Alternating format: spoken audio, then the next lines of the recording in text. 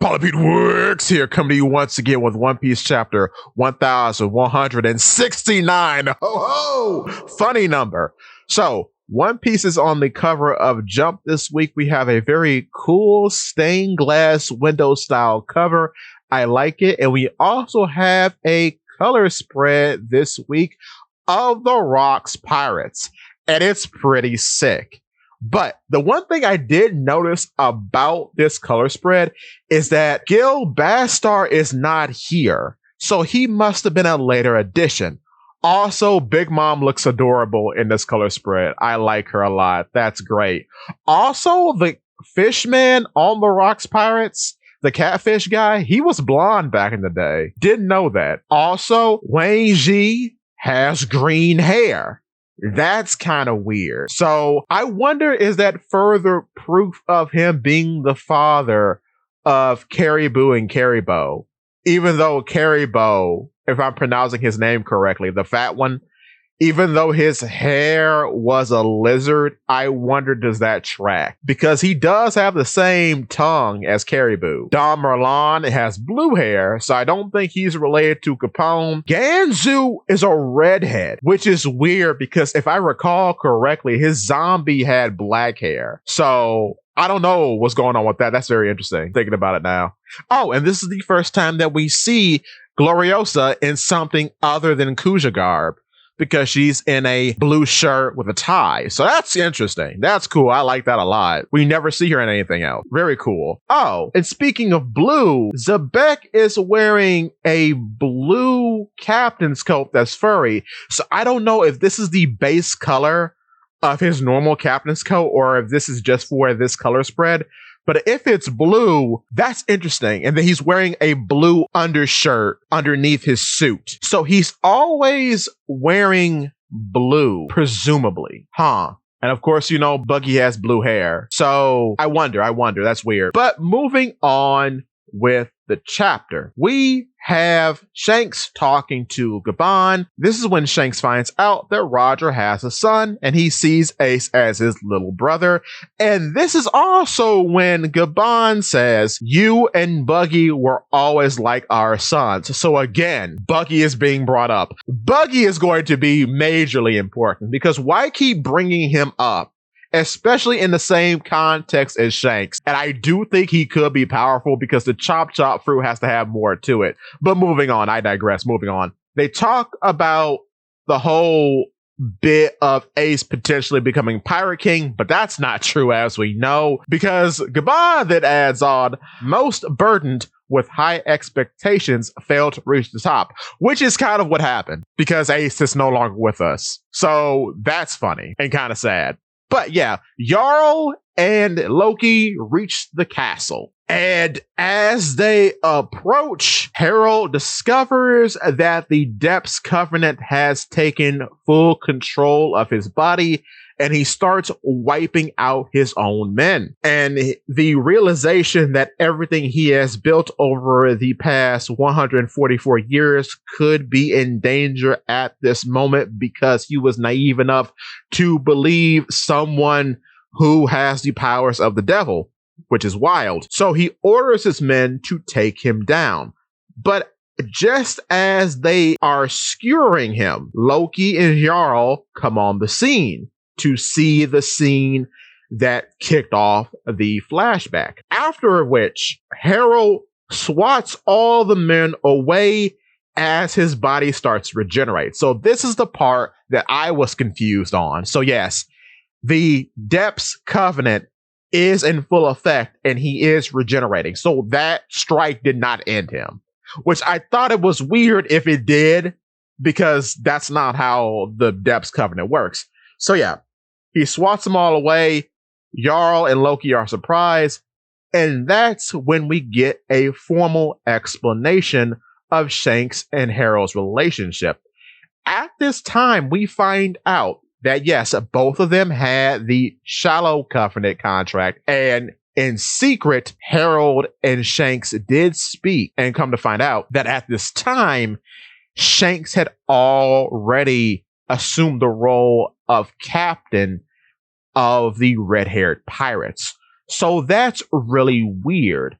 So I wonder, with him and with Roger, where do the Jolly Rogers come from? We find out in this flashback too that the Jolly Roger of the Roger Pirates always was a skull with that long mustache, despite no one on the crew having a long mustache.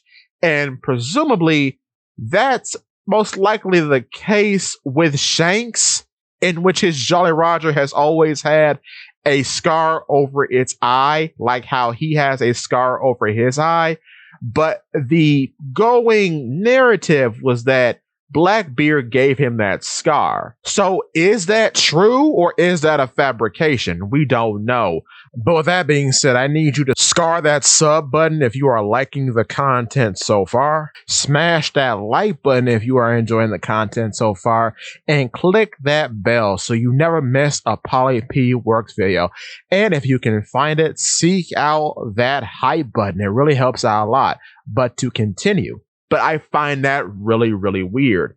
And that's a fairly significant part of his history because it was a pretty deep wound. As when he was in the Holy Land, his eye was covered as he was recovering from that wound. So that's all weird, if you ask me.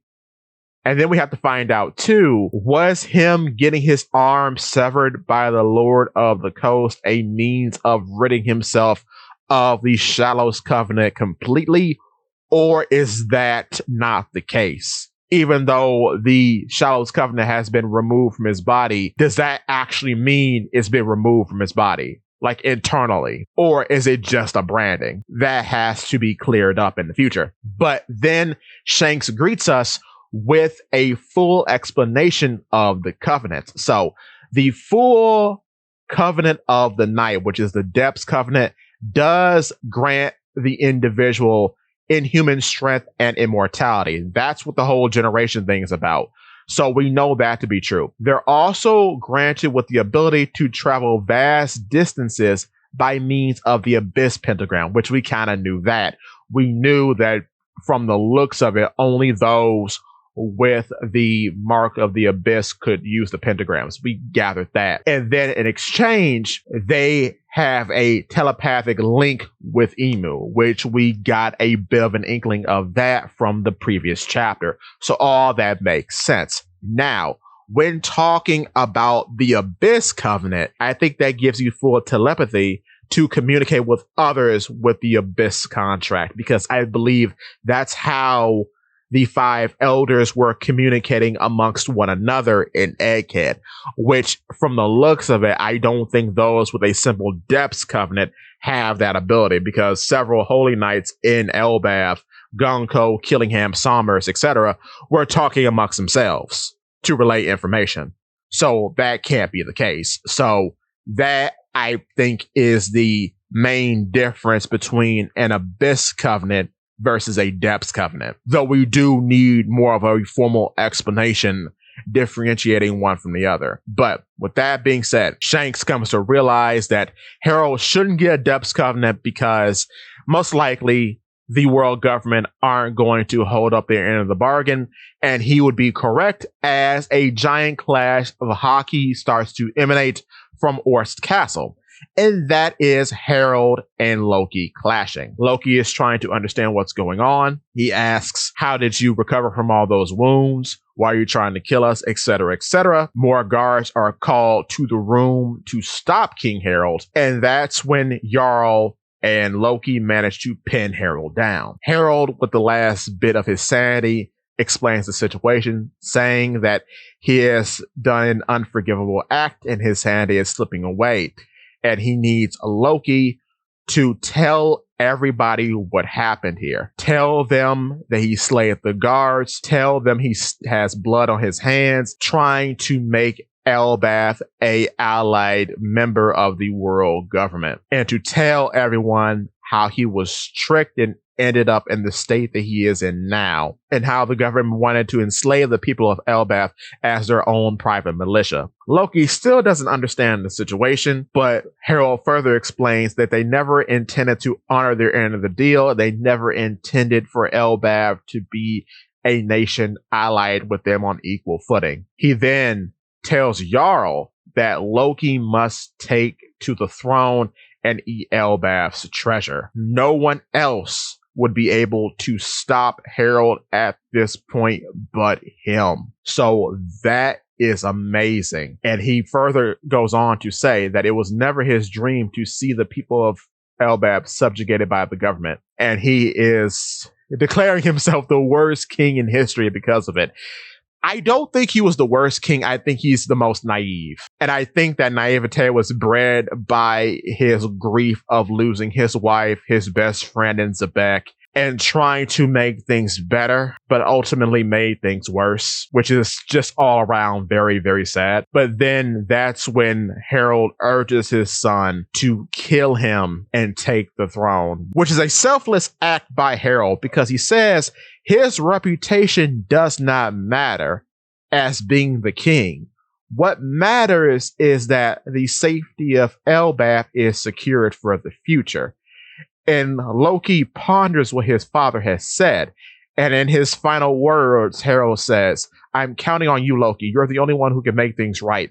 But that is when Harold is overcome by Emu's dominance and takes out all of his guards. He stomps on their heads. It's a very bloody and brutal scene. Loki makes his way to the treasure room, cursing that he has to eat the fruit because now he won't be able to swim. But Jarl, in an attempt to stop Harold, who has been taken over by Emu, stabs Harold through the heart, but Harold returns the favor and strikes Jarl through the skull. But what's so interesting about this, and this could be its own video, but the frontal lobe of the brain is a big memory center and helps you form and organize your memories. So it's very funny that Harold stabs Jarl through the front of his skull, which most likely damaged his frontal lobe, which is why he cannot recall the facts and details of this day, even though he's still alive. And I find that incredibly interesting. But yes, Loki makes his way towards the treasure room where the legendary hammer and Delfru are being held. However, when Harold stabs Jarl through the head, he says, "I'm afraid I must return the legendary sword you gave me long ago." So I wonder if this sword is important because it wasn't given a name. And is it a Mato grade sword? What is the history of it? But continuing, that is when Gabon and Shanks come on the scene and actually stop Harold from attacking Loki. And they try to reason with Harold. However, Harold has been fully taken over by Emu and only says, "Hey, Shanks, this immortality thing ain't half bad. I truly feel superior now." Oh, he's gone, brother. He's so gone. Loki makes it to the treasure room and says, "This is the forbidden Delfru passed down within Elbaf." But that's when Ragnar comes alive and tries to strike at Loki, making weird gurgling noises. And Loki's like, "What is this thing?" So, with that being said, we could be right. Because over the past year, I have made so many videos in which there are a bunch of One Piece women dressed up as squirrels. And the idea of all of those videos and the topics of the videos waver depending on the information out at the time.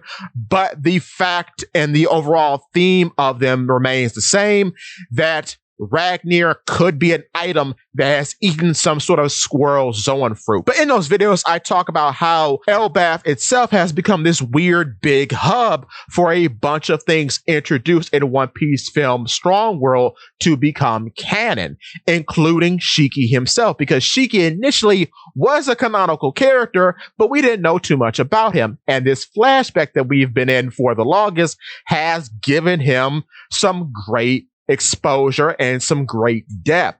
So with that being said, I think the hammer in question could be another reference to Strong World, because in the concept art for Strong World, we have a giant squirrel called a Death Risu, or a Death Squirrel.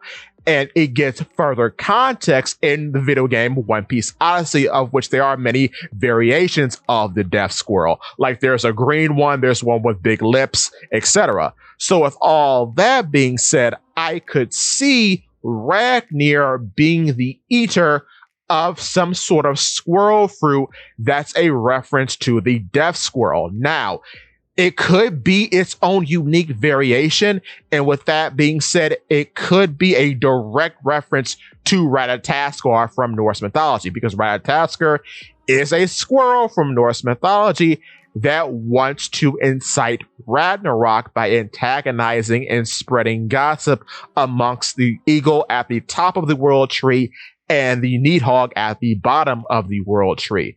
So the hammer could be a mythical Zoan user, which does pair well with the start of this arc, because Figlin Shamrock did have a weapon who was the eater of a mythical dog fruit, presumably in Cerberus. So Ragnir would pair well with Cerberus in that way. Now, getting back to Ragnir itself, Ragnir could be a combination of the words Ragnarok and Mjolnir. Ragnarok being the full destruction parable of Norse mythology, and then Mjolnir being the hammer of Thor. So, in being a combination of those two, it could then be, again, a weird reference to Ratatoskr, because Ratatoskr is trying to incite the event of Ragnarok. So it comes full circle in that way. Now, I also thought, and I don't know which video this is, but it's one of them. Feel free to watch any one of them. They're all good. But Ratatoskr could be adapted into being a flying squirrel, like Rocky from Rocky and Bullwinkle, which is funny because Loki has horns, so he'd be the Bullwinkle in this situation. But if you don't know, Bullwinkle is a moose, a cartoon moose, which is funny still because Loki's older brother Halfdan, along with Stanson of the New Giant Warrior Pirates at the start of this arc, hunted down a dinosaur called an Ethosaurus and called that Ethosaurus a moose. So this could just be a long con to end up at this joke, a reference to Rocky and Bullwinkle, which will be super funny. And Ragnir, if it is a squirrel, would be Rocky. But I do think if this is a mythical squirrel fruit, perhaps it has the ability to levitate or glide. So it's not really flying per se, but it is moving through the air, not in like a mechanical way, and like, say, the bird fruits do, or like, say, King's fruit does, but in a weird magical way. So it has the power of flight, but it doesn't have a flight power, if that makes sense. With that being said, too, Ragnir does stand out from every other item zone that we have seen so far, because it can control itself while in an item state, which we don't see any other item zone do. Funk Free didn't do this. Lasso didn't do this. A lot of them have just not. Even like high-ranking ones like Cerberus have to be called upon. They don't act on their own accord. So this makes Ragnir stand out very uniquely. With that being said, too, I could see the squirrel also having lightning powers, which is why that hammer has unusual properties, because perhaps the squirrel has a horn that acts like a lightning rod and is able to conjure lightning in that way. I'm not sure, because Ragnir just seems to be able to summon lightning, so maybe that has to do with the Del Fruit, which is why, again, I think it's some sort of mythical zone. Or maybe it's a weird pun on building up static electricity, and that static electricity gets fired out as lightning. Perhaps that's another thing. But either or, it's some sort of mythical property, which is why I think the squirrel fruit in question is most likely a Ratatoskr fruit, which would make it a mythical Zoan fruit. So with that being said, whoo, we were right. We were right, boys. But in addition, I do think Loki's devil fruit is a shrinking devil fruit, and we've done 2 big videos about that. And I think the 2 of these fruits are supposed to work in tandem somehow, some way. So the fruit that the hammer has eaten and Loki's fruit. I personally think that the shrinking of this canonical mini fruit or what have you multiplies the strength of the user by how much mass has been condensed. So with Loki now being the biggest living giant, presumably, he would have the most mass that needs to be condensed. Therefore, he would be the most powerful user of this fruit on top of whatever weird blood that he has based on his weird eyes. But with that being said, give me your thoughts and tell your friends about Polypede Waxy.